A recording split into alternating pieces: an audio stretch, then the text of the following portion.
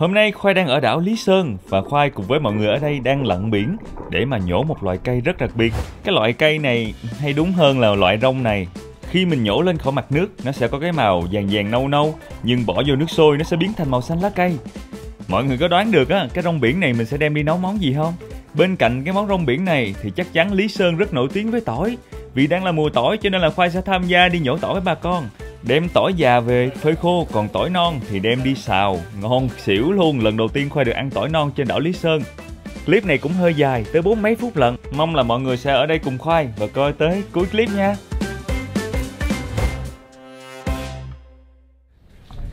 Chào buổi sáng tất cả mọi người, mình là Khoai, chào mừng các bạn đến với kênh Khoai lang thang. Khoai đang ở trên một hòn đảo rất nổi tiếng bởi một đặc sản, đó chính là tỏi. Đảo Lý Sơn của Quảng Ngãi. Nhưng mà mọi người nhìn thời tiết xung quanh hôm nay mưa 2 ngày 3 ngày liên tiếp rồi. Và cứ sáng sớm mở mắt dậy là mưa, xong rồi gió nhiều. Thành ra là Khoai tính ra đây để mà quay bà con cô bác thu hoạch tỏi, nhưng mà vẫn chưa quay được vì mưa quá. Thường trời nắng người ta mới nhổ tỏi, để mà nhổ xong còn phơi nữa, chứ mưa vậy là thua. Phía trước mặt Khoai chính là chú Mười. Chú Mười đang đi ra ruộng tỏi của nhà để mà nhổ tỏi, nhưng không phải là nhổ tỏi cũ mà là nhổ một cái loại tỏi mà mình có thể ăn được liền chứ không cần phải phơi. Là hôm nay mình đang đi nhổ tỏi gì vậy chú? Tỏi non. Nhổ tỏi non. Nguyên cái khu vực này xung quanh đây qua phía bên kia là những cái ruộng tỏi. Nhưng mà Ta cũ hết rồi. dạ. Ở đây còn một cái đám tỏi hơi non nè. Cái cũ lụm cái non nhỏ chứ còn cái tỏi này nó cấp cũ hết. Dạ. Chú mấy đứa này nữa nè cũng còn non, chưa có nhổ được. Dạ. Lúc mình trồng là mình trồng một lượt ha, nhưng mà nó sẽ có những cái đám nó mọc trễ hơn. Nó mọc trễ hơn. Dạ. Đây là tỏi già. Dạ. Đây là tỏi non này, non nó chưa thành củ. Dạ. Còn mà nó có củ này là mình làm tỏi để bán được rồi. Để làm bán được rồi. Dạ. Thường ngày ngoài đảo Lý Sơn á thì tháng 2, tháng 3 này là nắng rồi, chứ ít khi mà mưa như vậy lắm. Nhưng mà không biết sao lần này Khoai ra liên tiếp 2-3 ngày, hôm nay là mưa. Xong rồi Khoai coi dự báo thời tiết là ngày mai, ngày mốt cũng mưa gió luôn. Nên là mình sẽ chịu khó ở trên đảo thêm vài ngày để mà canh tới cái ngày trời nắng mình sẽ coi được bà con nhổ tỏi. Dạ, lấy tỏi đi. Trốn liền luôn á. Cái gì vậy cô? Hộp dưa cho con miếng nha. Cảm ơn cô. Nhiều quá. Dạ, con Khoai lang thang. Rồi. Dạ. Chưa, chứ Lan TV coi biết mà. Dạ, cảm ơn. Coi kênh con biết hả? Dạ. Dạ rồi, bye cô. Tỏi non sau khi nhổ về thì cô Xuân sẽ lột nó ra. Trong thau nước này thì mình đã bỏ một xíu muối vào trong đây để mà mình ngâm cái tỏi cho nó đỡ mùi hăng.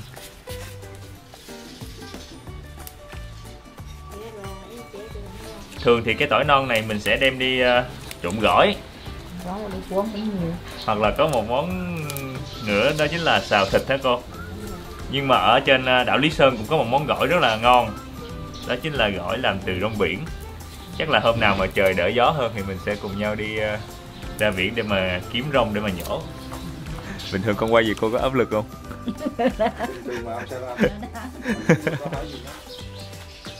Ai mà thích ăn hăng là khỏi cần phải ngâm hả cô? Tại mình ngâm muối là nó sẽ bớt đi cái mùi tỏi. Đảo Lý Sơn mấy hôm nay cứ mưa hoài cho nên là mình không thể nào mà thu hoạch tỏi được. Tỏi phải nhổ vào ngày nắng để mà mình còn phơi nữa. Cho nên là trong lúc chờ đợi trời nắng để đi nhổ tỏi thì Khoai mời mọi người ăn thử tỏi non nha. Tỏi non sau khi sơ chế, ngâm nước muối, mình sẽ đem vô trong đây rửa nhiều lần. Đố mọi người phải rửa mấy lần để cho nó đỡ hăng. Mình phải rửa bao nhiêu lần mới được hả cô? 3 lần. 3 lần. Ngâm muối xong rồi rửa 3 lần nước luôn. Lát nữa chúng ta còn có một công đoạn cho nó đỡ hăng nữa. Đó chính là mình phải luộc sơ nó nữa, đúng không cô? Tính ra cái món tỏi non này khó kiếm hơn cái món tỏi khô nha. Tại vì phải tới mùa tỏi thì mới có tỏi non để nhổ. Mà phải ở cái vùng trồng tỏi thì mới có tỏi non. Chứ quê Khoai ở Sài Gòn thì hiếm có lắm. Đợi cho tỏi nó mềm thì cô sẽ chiên ram. Này là ram chả cá. Món ăn đặc trưng của Quảng Ngãi nha. Giống như chả giò của mình nhưng mà được gói bằng cái bánh tráng của Quảng Ngãi. Khi nào mình biết nó đủ Mình biết màu đó.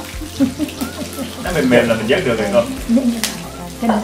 Dạ. Mà giờ nó Cái tỏi mà mình dùng để xào á, mình chỉ cần trụng sơ thôi. Tỏi mà mình trộn làm gỏi thì mình sẽ trụng cho nó chín. Tỏi non làm gỏi và tỏi non xào thịt. Có ai đang rất là háo hức để mà ăn thử hai món này lắm rồi. Dạ.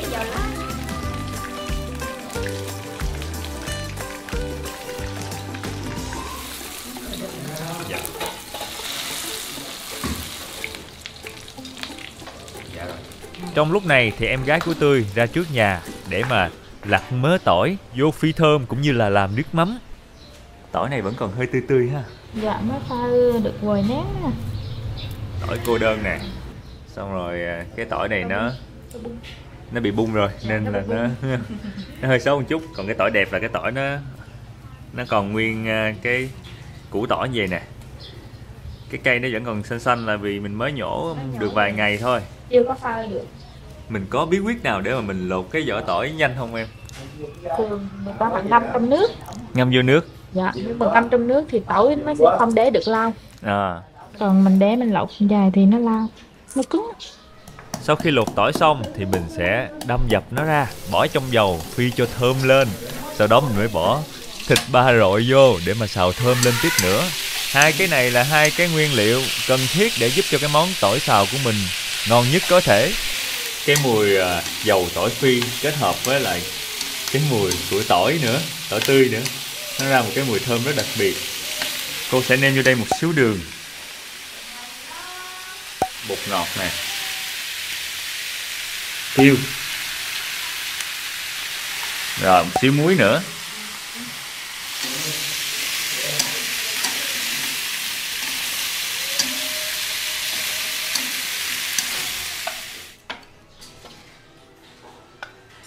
Thường món này chắc chỉ tới mùi tỏi mới có ăn ha. Một năm một mùa thôi, chứ mấy mùa kia không có tỏi non đâu.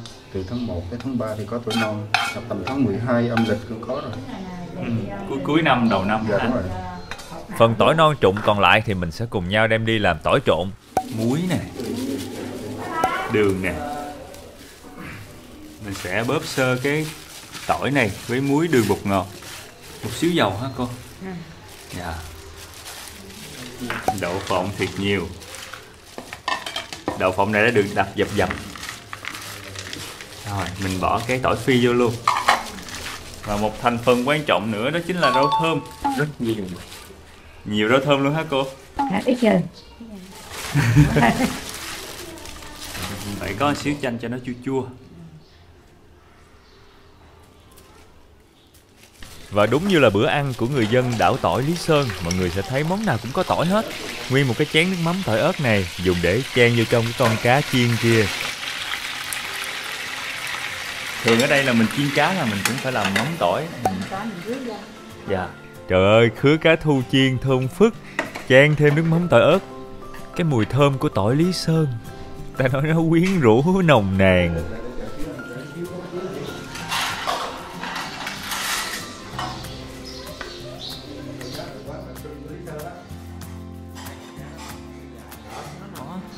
Cái ông giá này từ cái đậu rán hả cô? Vâng ạ. Dạ rồi, mời mọi người ăn cơm. Dạ.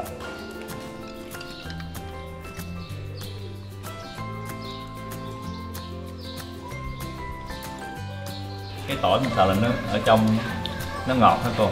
Đúng rồi, cũng nó ngọt. ngọt. Nó cũng không có bị hăng, thơm. Rau luộc sơ qua đâu nó hết cái mùi hăng rồi. Cứ sợ là trong cái củ tỏi này nó sẽ hăng, nhưng mà thiệt ra là mình cắn vô mình thấy có vị ngọt của tỏi. Dạ. Bùi bùi, giòn giòn sật sật. Dạ.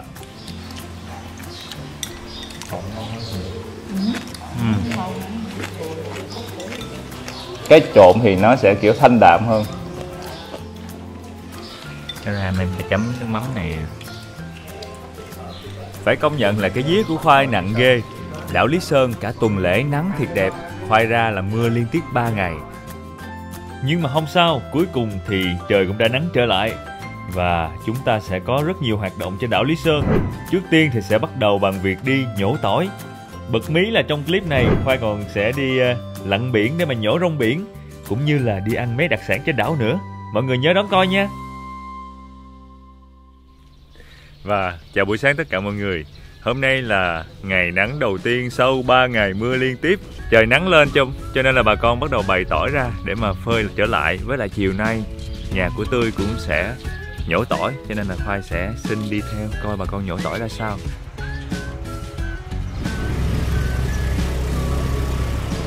Mọi người sẽ nhìn thấy xung quanh chúng ta toàn là ruộng tỏi.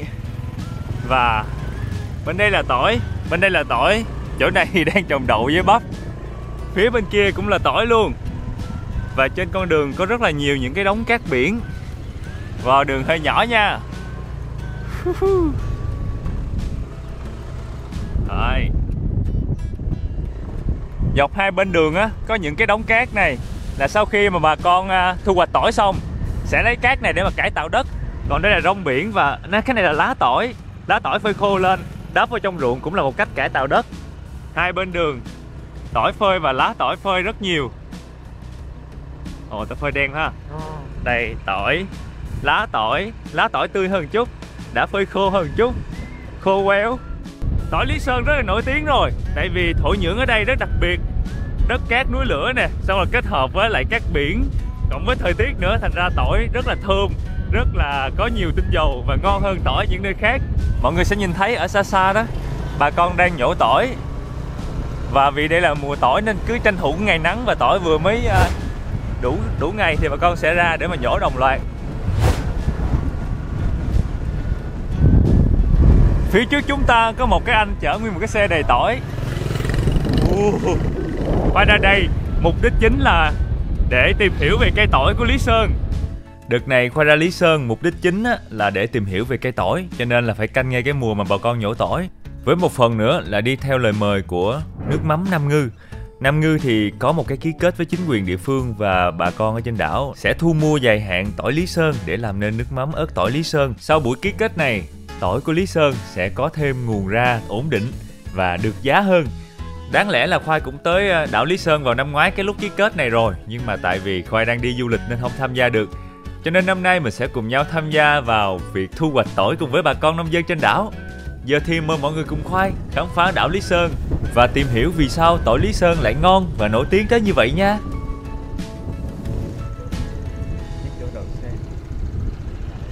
Ở đây có một ruộng tỏi và mọi người sẽ nhìn thấy mình xen canh cây tỏi với lại cây đậu. Cây đậu thì nó vừa cố định đạm nè, giữ đất, mà vừa có đậu để mình thu hoạch chung với tỏi. Này là nhổ bớt rồi, thành ra là tỏi còn thưa thớt thôi. Phía bên đây là một cái ruộng chỉ có tỏi không. Và nhìn kỹ một chút này nha. Cái đất mà trồng tỏi nó sẽ phủ một cái lớp cát ở phía trên mặt. Đào sâu xuống dưới sẽ thấy đất núi lửa, nhưng mà ở phía trên mặt là một cái lớp cát biển. Chô, con đường hai bên mấy cây cỏ doi. Dạ, con vừa mới ngủ dậy. Ngủ say quá. Chỗ đó. Dạ. Đi cho mốt hả? Này đây phải. Chứ mình nhổ. Này là mình nhổ được 2 rồi ha cô? Dạ. 3 luôn. Được 3 luôn à. Cái này là còn những cây sót lại là mình cứ nhổ đều tay thôi. Còn bình thường mà cái ruộng mình nhổ được đầu là mình phải lựa. Lựa. Dạ. Là có củ tử đời từ cô dạ. đơn nè. Tỏi cô đơn. Tỏi cô đơn là cái cây này nó có một tép một á. Ui, hai củ luôn. Ôi là này, nó nhỏ xíu nhưng mà nó mắc hơn, nó nhiều tinh dầu hơn, nó thơm hơn. Tỏi bình thường nên người ta hay đem cái tỏi này ngâm rượu hả cô? Ngâm rượu ăn được cũng tốt, được tim á. Dạ. Nhỏ nhỏ xíu bé thôi thì nó lên cô đơn chứ. cây bên kia nữa kìa. Ừ. Này nè. Đây là cây bình thường, đây cây cô đơn. Nó nhỏ xíu vậy đó. Rồi, cây cũng cô đơn này. Dạ. Cây nó nhỏ xíu thôi, đâu ra lên cô đơn chứ. Kiểu cả nguyên cái cây mà nó có một củ duy nhất, cho nên nó tập trung nó nuôi củ này. Thành ra là cái củ tỏi cô đơn thường là nó sẽ có nhiều tinh dầu hơn, nó thơm hơn, nó ngon hơn cái tỏi bình thường. Dạ. Nó ăn nhiều, nó trị nhiều với chứng bệnh.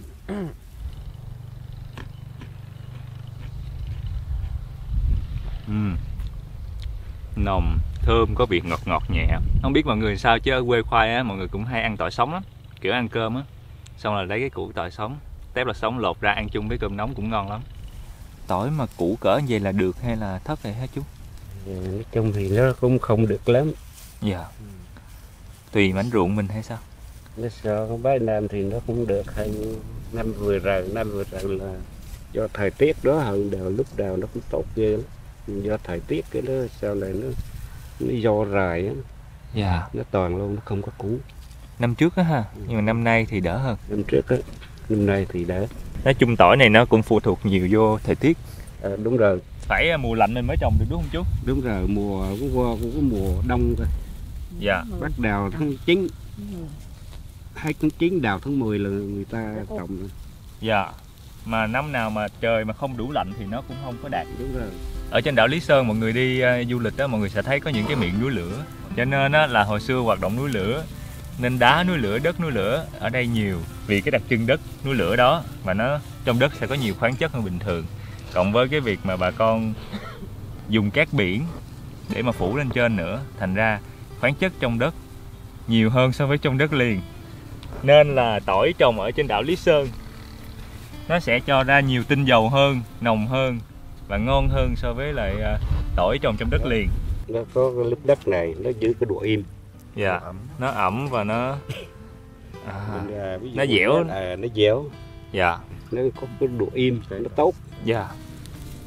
Mọi người sẽ nhìn thấy có những cái cục đá xếp bên ngoài ruộng tỏi. Mình giữ cát ở trong đây đừng có ra hả chú? Giữ cát là nó mưa nó khỏi cháy ra. Dạ. Thì đá này là đá núi lửa. Đây nhìn cục đá đặc biệt không?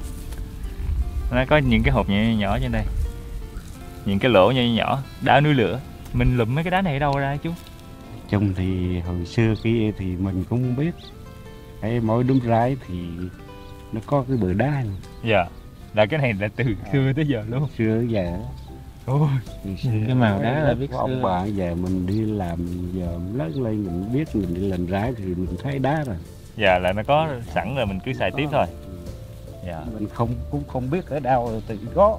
Dạ. Vậy. Sau khi nhổ đầy bó thì Khoa sẽ lấy cái cây tỏi dài dài để mà mình cột quanh cái bó tỏi. Cần riết đó, dạy thôi không cần Vậy thôi. riết giờ quăng vào rồi đó.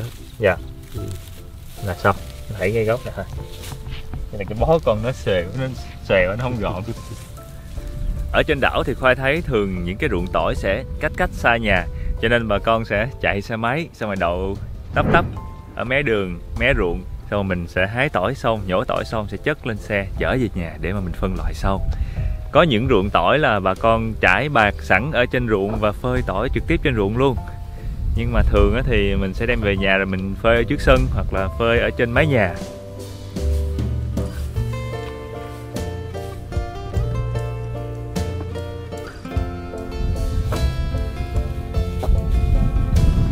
Thường một chiếc xe này sẽ chở được 5-60 kg tỏi.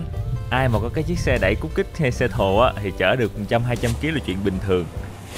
Tỏi tươi năm nay có giá hơn năm trước, 50.000 kg. Còn mình về mình phơi khô phân loại ra thì giá tỏi nó sẽ cao hơn. Dạ rồi, chú về trước rồi tụi con chạy về sau. Còn quay lại chở cô nữa.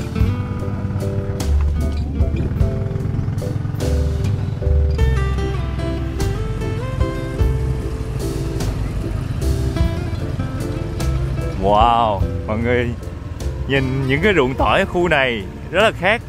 Những khu khác là nó thành từng bậc thang.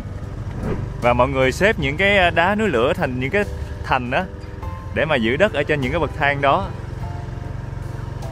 Chị ơi cho em vô coi ké tỏi được không?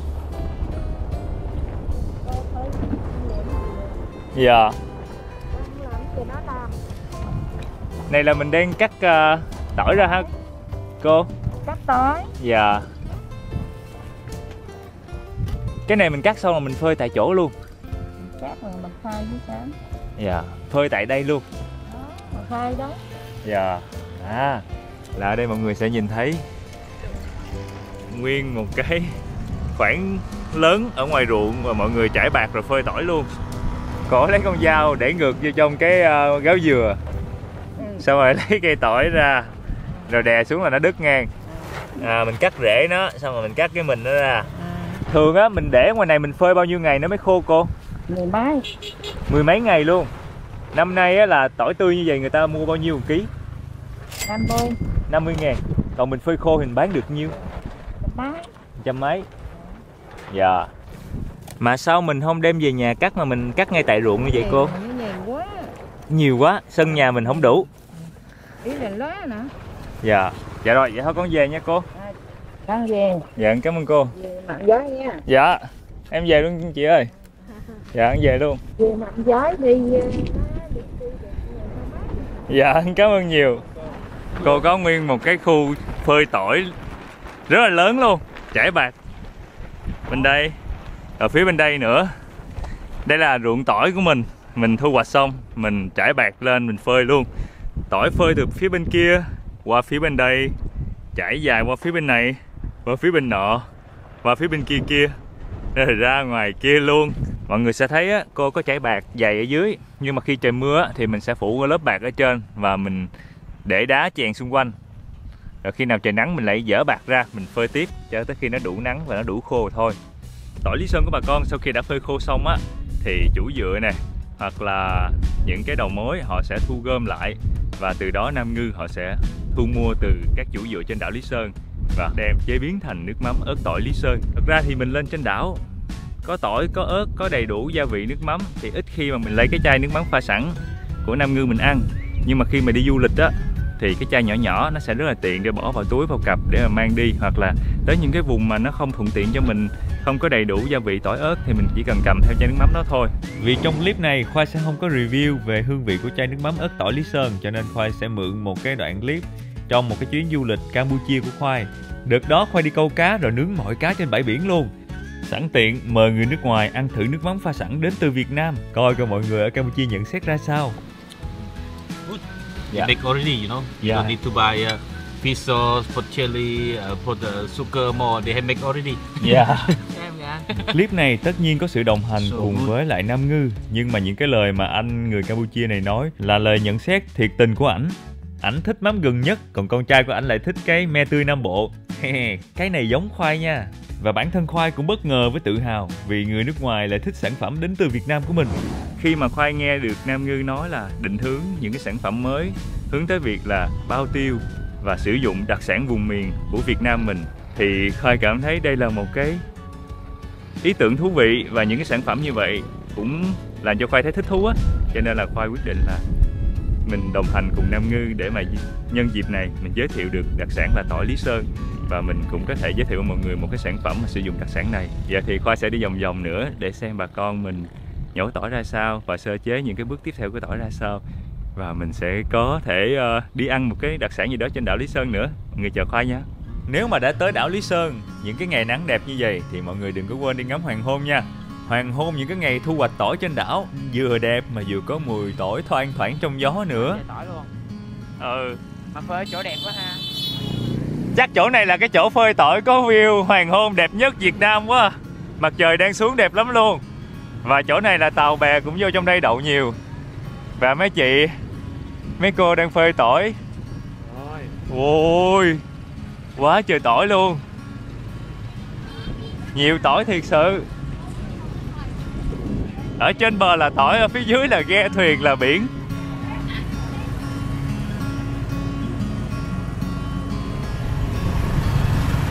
Mọi người sẽ nhìn thấy có một cái bè rất kỳ lạ ở trên mặt nước.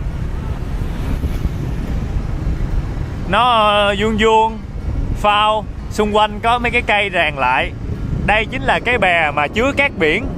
Người ta sẽ kéo cái bè này ra biển, có những cái ghe người ta hút cát biển lên và đem cát biển này bán cho bà con mà trồng tỏi, dùng để cải tạo đất. Khoai đang đi về phía trước và chúng ta sẽ đến một cái nơi rất nổi tiếng ở đảo Lý Sơn, đó chính là cổng Tò Vò. Cuối đường này là tới rồi, chỗ đó là ngắm hoàng hôn đẹp lắm. Phía xa xa kia chính là đảo bé của Lý Sơn. Ở trên đó thì người ta cũng có trồng tỏi nữa nhưng mà ít hơn, và cái đảo cũng nhỏ hơn. Những ngày cái biển lặng á, thì chắc là ra đó chơi cũng vui. Nhưng mà hôm nay gió lớn quá. Đây là cổng Tò Vò của chúng ta và cũng có khách du lịch đứng chụp hình nhiều nha.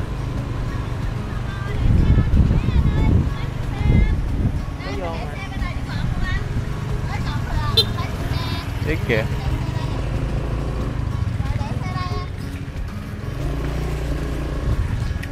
Vừa kịp lúc hoàng hôn.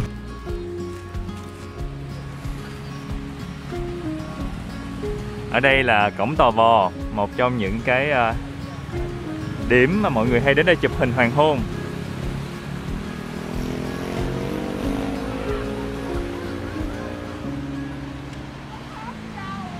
Đông khách quá em ơi. Ừ, đông khách quá.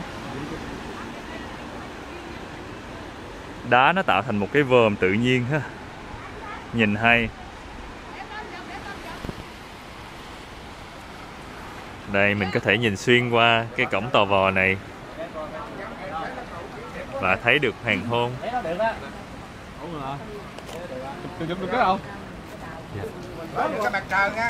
Để tượng canh mà. Tính ra mà để có thể quay được một cái đoạn phim mà không có người ở cổng Tò Vò cũng khó, tại vì cổng Tò Vò nổi tiếng quá, ai cũng muốn chụp hình cảnh hoàng hôn ở đây hết. Wow, trời bắt đầu lặn ngay trong mây rồi. Chúng ta sẽ cùng nhau đi lại đằng kia ăn một cái ly su xoa ủng hộ cho các chị mà cho mình gửi xe miễn phí.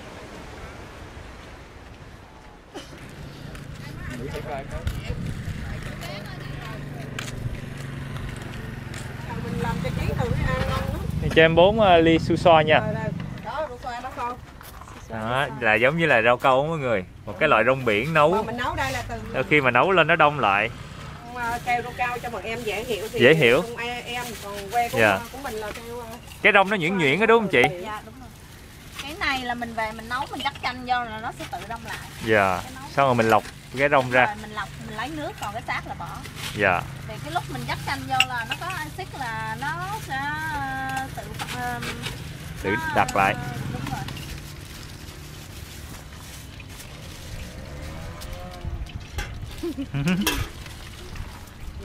Các con giới thiệu giùm con nha. Đặc sản của đảo Lý Sơn đúng không? Đảo Lý Sơn. Dạ. Xong mình chế nước đường gừng hả? Quán chú Mau và cô Thành. Dạ. Ngay ngõ 3 cộng Hòa Vò. Cái này thì bán bao nhiêu một ly? 10.000 một ly ạ. Nước đường gừng. Đã được thắng cho nó hơi đặc một chút ha.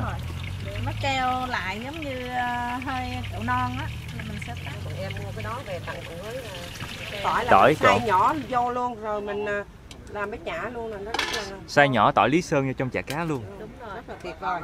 Đây, một dĩa như vậy thì bao nhiêu tiền? Là 100.000. 100.000 một dĩa chả cá chiên. Để em cầm cho. Rau bánh tráng luôn, thích đó mình. Chị chủ quán nói trong đây là có tỏi Lý Sơn xay nhuyễn trong chả cá.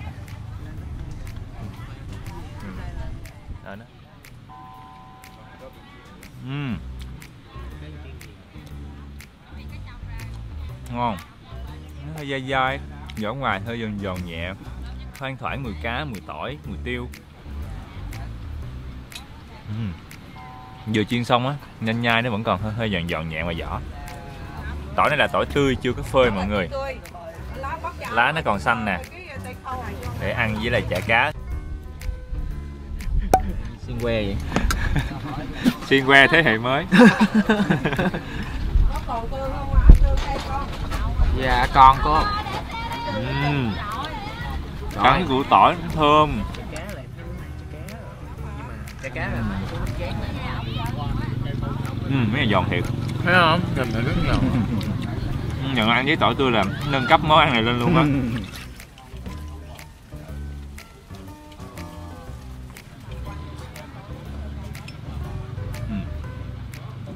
Cắn vô thì sẽ giống rau câu nhưng nó có một cái mùi rong biển rất đặc trưng, mềm mềm, thơm gừng, ngọt ngọt. Cái cục su xoa là nó không có vị ngọt nữa nha, ngọt là đến từ cái nước đường gừng người ta chế vô á. Ăn này cảm giác nó mát mát, nhưng mà nếu mà ai không thích cái mùi tanh của rong biển á thì cái món này á có thể sẽ không hợp, nhưng mà Khoai thì Khoai thấy cái mùi đó bình thường. Thêm một dĩa chả cá đã được đem ra.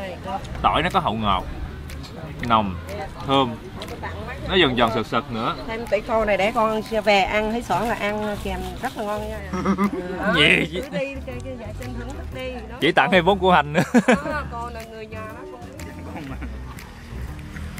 Nó cái vị Đeo khẩu trang vô cái thấy cái miệng mùi toàn tỏi thôi. Lúc mà quay về nhà mới để ý á, thì không chỉ hoàng hôn mới đẹp đâu, mà khung cảnh sau khi mặt trời lặn cũng đẹp không kém. Nguyên một cái con đường được vẽ như cái bức tranh bích họa rất là đẹp, và hai bên đều là biển. Dạ, Chiều giờ tụi con đi chạy vòng vòng coi mọi người. Giờ mình lặt chừng nào mới xong hả cô chú? Lạc ngủ khớp. Từ ngày này qua ngày khác. Dạ. Từ mé bên đây qua tới trước nhà, xong rồi mọi người sẽ cùng nhau tập trung lại để mà cắt phân loại tỏi. Xong mấy ngày sau mình phơi luôn hả cô chú?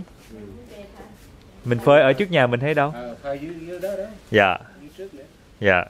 Sáng hôm nay chúng ta sẽ cùng nhau đi ra ngoài mấy gành đá dọc bờ biển của Lý Sơn. Ở phía dưới những gành đá này có một món ăn rất ngon và đặc biệt. Khoai sẽ hái cái món ăn đó về để mà chúng ta cùng nhau làm gỏi. Gợi ý về món ăn này là nó giòn giòn, sật sật. Khi bỏ vô nước sôi, từ màu nâu nó sẽ biến thành màu xanh lá. Anh Tồn và Tươi với lại em trai Khoai và Su, mấy anh em sẽ cùng nhau đi ra ngoài biển để mà đi. Hôm nay mình làm gì anh Tồn? Đi vớt rong biển thôi. Biển đang ở phía trước mặt mình luôn rồi. Đây là cái đường hành lang dọc xung quanh đảo Lý Sơn, và người ta làm một cái bờ kè cũng như là một cái tường ngăn như vậy. Mình sẽ đi lên trên kia, nó sẽ có cái chỗ chừa cho mình có thể đi được xuống. Bây giờ Su ở trên này hả? Dạ. Mà trên này đúng hợp lý rồi. Mấy cái rong biển này người ta bỏ hả? Không, được phân á. Làm phân để mà trồng tỏi á. À. Như một lớp đất lên. Dạ. Cái cùa đất rồi bao cái lớp này rồi mình rưỡi đất lên. Cho tỏi nó tốt. Rồi tự nó tiêu xong rồi nó làm phân rồi mình trồng tỏi xuống là tỏi nó mới tốt. Dạ. Đi bắt cái lì rau này nè. Dạ. Trồng tỏi này. Đây chính là cái rong một hồi nữa mình sẽ kiếm về để mà làm gỏi. Sẵn sàng chưa? Dạ rồi. Cô đó. Nước hơi bị lạnh nha. Vậy hả? Ồ. Giờ mình sẽ đi xuống biển. Mấy anh nói là đang cái mùa con nước lạnh. Ôi lạnh ngắt luôn anh ơi. Ôi lạnh đâu, nước lạnh lắm. Nước này là có nửa tiếng là chịu không nói đâu. Giờ thì nước nó đang bắt đầu sâu dần và mọi người có thể nhìn thấy đáy luôn. Khoai có mang đôi dép và mặc quần cụt. Ui lạnh quá. Lạnh. Ở trong bờ thì nước nó sẽ cao ngay cỡ vai của Khoai, nhưng mà đi ra ngoài này thì cái gành nó cao lên chút thì nước nó hấp xuống ngay bụng mình. Có lên. Để Khoai lặn cái máy ảnh xuống mọi người sẽ nhìn thấy được.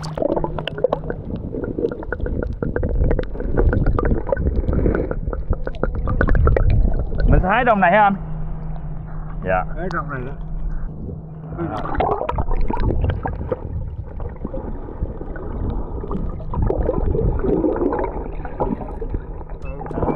Cái này làm gỏi giòn lắm. Dạ.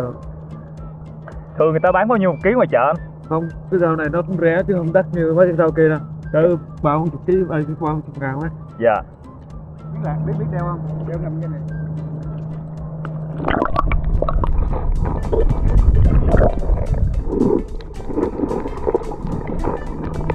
Rồi lặn luôn.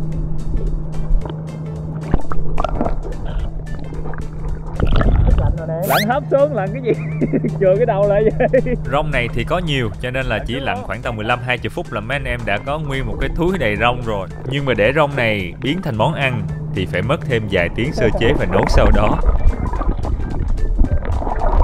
Có cái su đá. Ở Lý Sơn là cây con đĩ. Ôi nó bắn gây trắng trắng ra kìa. Trời ơi. Nó cũng vì là hái sâm á, hái sâm mà nhưng mà hiếp lắm, người ta ít ăn lắm. Chỉ có một số người ăn thôi. Dạ.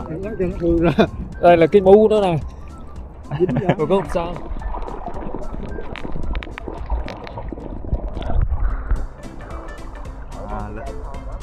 Ra này ra trong việc để nó về Mình phai ra.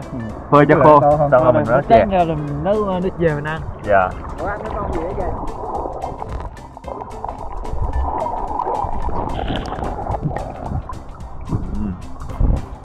Anh đang ăn rong. ngược sáng rồi. Cái này về mình có phải luộc lại không em hay là Đó, mình luộc rồi xong rồi luộc sơ là mình phải làm gỏi. Kiểu giòn giòn sệt sệt. Có cái mùi tươi tươi của mía và rong biển trộn lẫn với nhau, hơi mặn. Mình phải xả nước lại nó mới đỡ mặn để mình làm gỏi được. Rau này là ngon hơn rau này. Dạ, cái này ngon hơn, còn cái nhuyễn này là nó dở hơn một chút. Rau này là Nhưng mà hiếu á. đặc sản Lý Sơn, này rau này là giá trị nâng. Cái này mình gọi tên là gì anh? ra bồng bồng. Bồng bồng. Nói trong có người kêu là bồng bồng, có người kêu là cúm cúm. Dạ. May mắn cho khoai là hôm nay nước biển cũng hơi trong nên là mình có thể nhìn thấy được đáy biển và mấy cây rong, cộng với ánh nắng chiếu xuyên xuyên qua làn nước trong xanh. Trời ơi, cảnh tượng đẹp thiệt sự luôn. Nhưng mà lặn biển thì mọi người cũng phải để ý, tại vì ở dưới biển mình có thể đạp phải mấy cái con mà nhím biển. Mấy con nhím biển này nó đâm vô cái là nhức dữ lắm luôn á.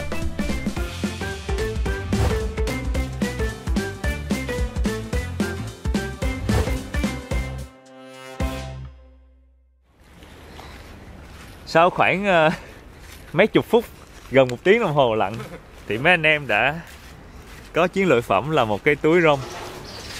Khoai đã tắm rửa và thay đồ mới xong. Quá trời nhiều luôn. Một thao không đủ mà em biết mà. Chuẩn bị sẵn 2 thao. Cái này mình làm lại chứ không có để vậy. Để ngâm nước này nọ. Lấy cái phần non thôi hả em? Dạ. Lấy phần non thôi. Cái phần đen này thì mình cắt nên mình lấy phần non thôi.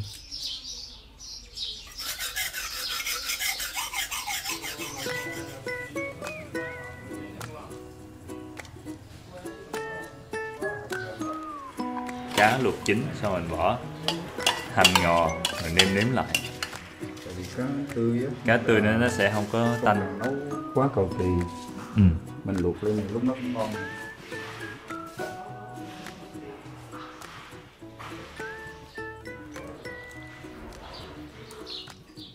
Là để gì mùa đông là mình để cho nó ấm. để cho nó ấm. Có cái độ Tú rồi. khói nứt.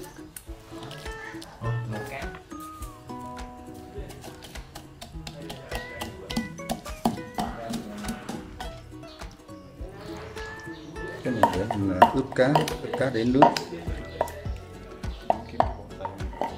Hầu như món nào ở Lý Sơn anh thấy người ta cũng sẽ ướp với tỏi ha. Đúng rồi. Rồi Lý Sơn cái món nào hầu như cũng có tỏi với ướp chung, kiểu như nó một cái đặc trưng rồi. Một xíu rồi xong mình quấn với lá mận, mình sẽ bỏ vô cái lò nướng. Lò nướng mình nướng. Giờ thì cá mình sẽ để đây ướp và chúng ta sẽ cùng nhau đi hái lá mận. Lá mận nhà của hàng xóm em. Mấy anh em vẫn đang cố gắng lặt rong biển. Chứ. Hả? Con của anh Tùng á. À. Mở. Cho con hới mấy lá mận nha. Dạ. Bí quyết của tôi là cuốn lá mận nướng với lại cá sẽ thơm lắm. Này là lần đầu tiên Khoa được thử luôn á.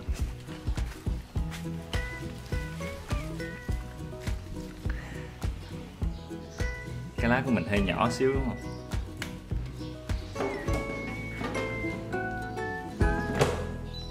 Để lại lấy cái này đi.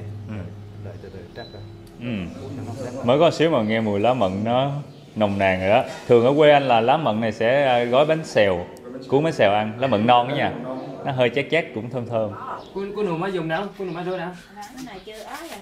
Cô nào bây giờ rửa rồi luộc thử. Dạ. Phải xả nhiều nước ha, cho nó đỡ mặn. Nó đỡ cái nước biển của mình nữa. Đây là mấy cây rong mà mình nhổ được sáng giờ, nhưng may mắn là Tươi đã nhổ được một cái cây rong đặc biệt. Mọi người sẽ nhìn thấy hình dáng nó xịn hơn mấy cây rong nhỏ này, ăn cũng ngon hơn, giá tiền cũng mắc hơn. Nhưng mà vì lúc sáng mình không có biết cái chỗ tụi rong này nó mọc ở đâu á, nên là mình không có ra đúng cái rạn. Thành ra mình chỉ nhổ được cái rong nhỏ này thôi. Còn rong bự này mới là đặc sản của Lý Sơn này, ăn giòn và ngon hơn. Khi mà nước sôi lên chúng ta sẽ bỏ rong vô. Ủa, nó đổi thành xanh lá cây liền luôn. Đây là điều đặc biệt của mấy cọng rong này.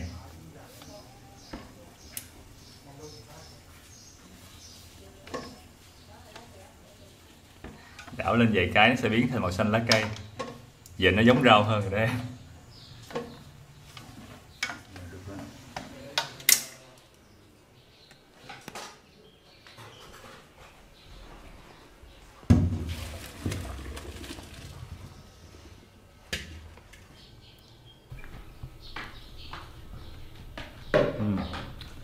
Sau khi xả nhiều nước luộc lên thì nó đã không còn mặn nữa, vẫn còn giòn, thơm mùi rau câu.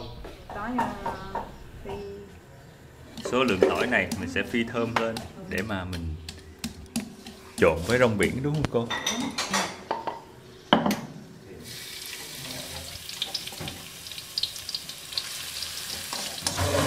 Có mấy hộp đậu phộng do hồi nãy cây cối của mình có giả đậu phộng trong đó. Đúng rồi.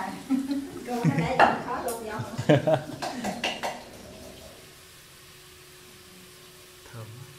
Tỏi Lý Sơn đặc biệt nhất trong đời tỏi, cốt tỏi lòng tỏi Lý Sơn nó thơm mà nó nghe cái mùi nó cao nó dịu. Dạ. Ăn sống cũng ngon mà phi hay xào cũng ngon. Cái tỏi này sồ chứ? Cái tỏi này sồ chứ? Sồ dạ nó sồ.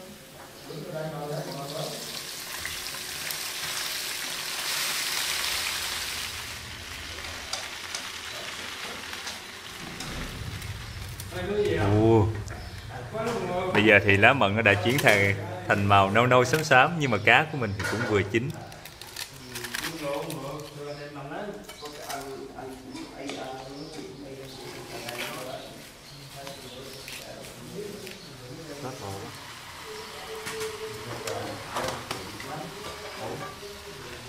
Thì lái tỏi là mấy đó.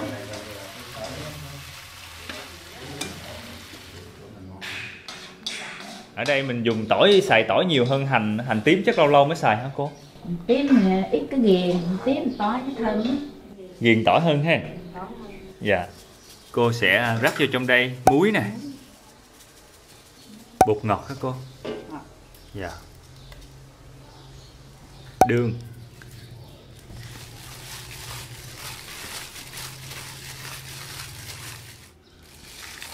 Đậu phộng.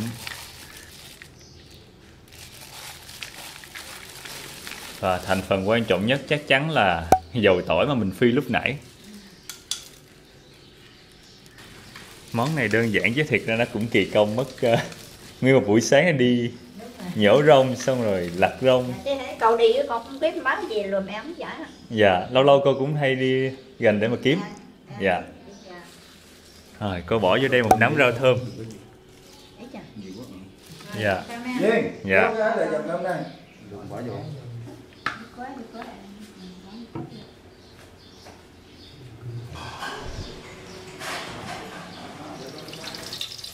Mình lấy cọng tỏi nó phi cho thơm nữa cô. Hay có gì mình cũng phi tỏi vào nó sao. Dạ. Mình bắt thêm không nữa. Dạ. Lấy cái cọng tỏi non để mà phi thơm luôn, xong rồi mình lại lấy tỏi non xào tiếp. Vào thì họ không cần. Thơm mùi đậu phộng. Công thức làm nước mắm tỏi ớt Lý Sơn là phải đâm tỏi cho thiệt nhuyễn. Dạ. Thêm chanh nữa.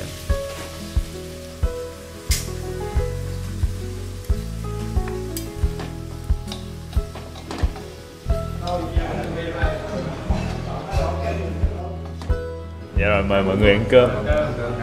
Dạ. Rồi thử rong biển đi. Rong biển là món đầu tiên phải thử.